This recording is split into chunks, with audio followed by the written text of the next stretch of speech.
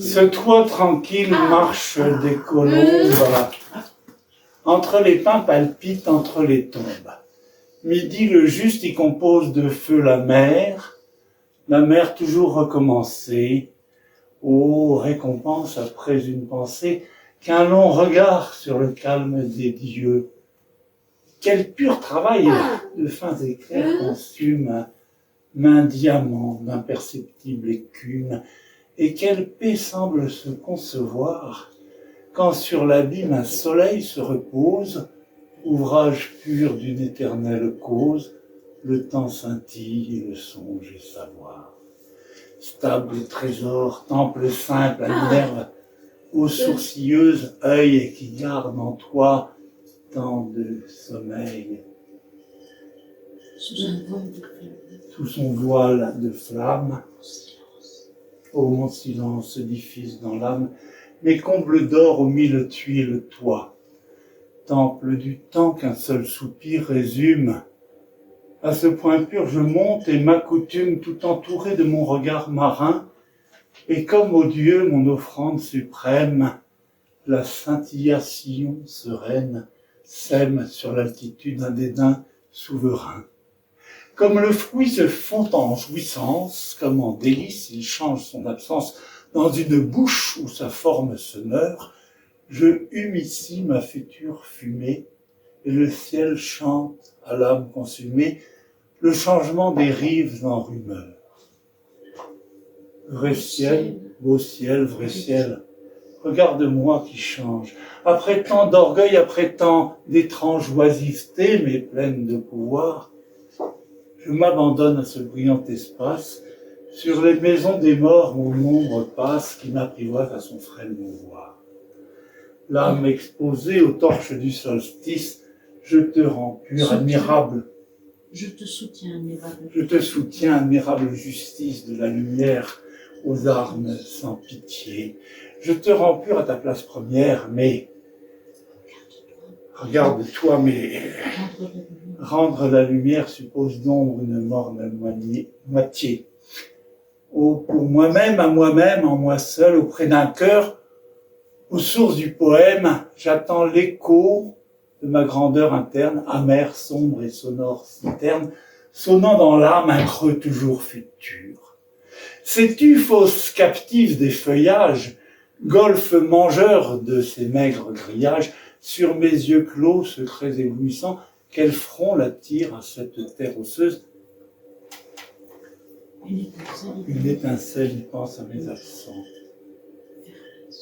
Fermé, sacré, plein d'un feu sans matière, fragment terrestre offert à la lumière, composé d'or, de pierre et d'arbres sombres, ce lieu me plaît, dominé de flambeaux, où tant de marbre est tremblant sur tant d'ombre. La mère fidèle y veille, qui dort sur mes tombeaux. Chienne splendide, écarte l'idolâtre, quand solitaire au sourire de pâtre, je paie longtemps, mouton mystérieux, le blanc troupeau de tes tranquilles tombes. Écarte-en les prudentes colombes, les songes vains, les anges curieux. Ici venu, l'insecte net gratte la sécheresse. Tout est brûlé. D'effets reçus dans l'air à je ne sais quelle sévère essence. La vie est vaste, étant ivre d'absence, et l'amertume est douce, et l'esprit clair. Les morts sont bien cachés dans cette terre qui les réchauffe et sèche leur mystère. Midi là-haut, midi sans mouvement, en soi se pense et convient à soi-même, tête complète et parfait diadème, je suis en toi le secret changement.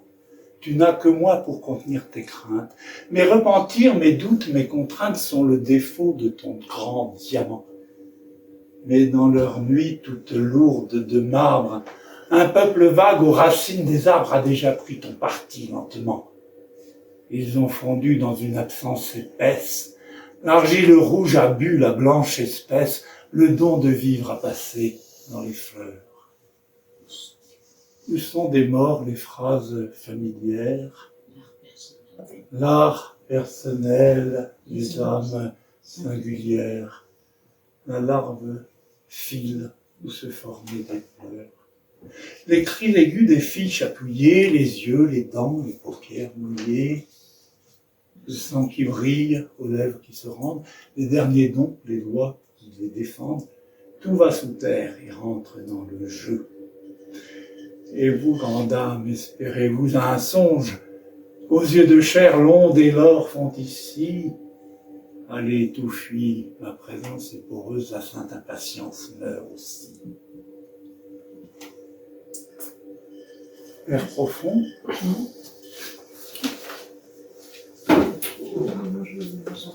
La sainte impatience. Ah oui, pardon. Maigre immortalité noire et dorée, consolatrice affreusement laurée, qui de la mort fait un sein maternel, le pieux mensonge et la pieuse ruse, qui ne connaît et qui ne les refuse, ce crâne vide et ce rire éternel. Père profond, têtes inhabitées qui sous le poids de tant de pelletés êtes la terre et confondez nos pas, le vrai rongeur, le ver irréfutable, n'est point pour vous qui dormez sous la table. Il vit de vie et ne me quitte pas. Amour de moi ou de moi-même, haine.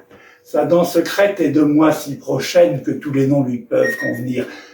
Qu'importe, il veut, il voit, il sent, il touche. Ma chair lui plaît et jusque sur ma couche, à ce vivant je vis d'appartenir. Zénon, cruel Zénon, Zénon délai, m'as-tu percé de cette flèche ailée qui vibre, vole et qui ne vole pas? Le son m'enfante et la flèche me tue. Ah, le soleil, quelle ombre de tortue pour l'âme agile, immobile à grands pas. Le vent se lève. Non, Comment? Non, debout dans l'air successive. Non, debout dans l'air successive. Brisez mon corps cette forme pensive, buvez mon sein la naissance des vents. Une fraîcheur de la mer exhalée me rend mon âme aux puissances salées. Courons allons dans vos jaillir vivants. Oui, grande mer de délire douée, eau de panthère et chlamyde trouée de mille et mille idoles du soleil, hydre absolue, ivre de ta chair bleue qui te remord l'étincelante queue dans un silence dans un tumulte au silence pareil. Le vent se lève, il faut tenter de vivre.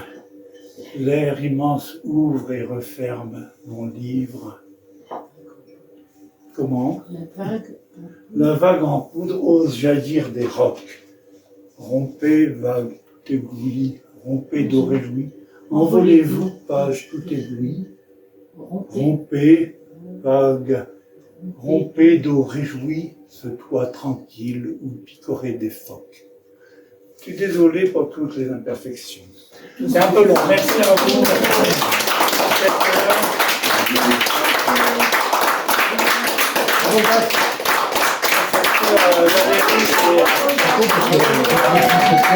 Valérie,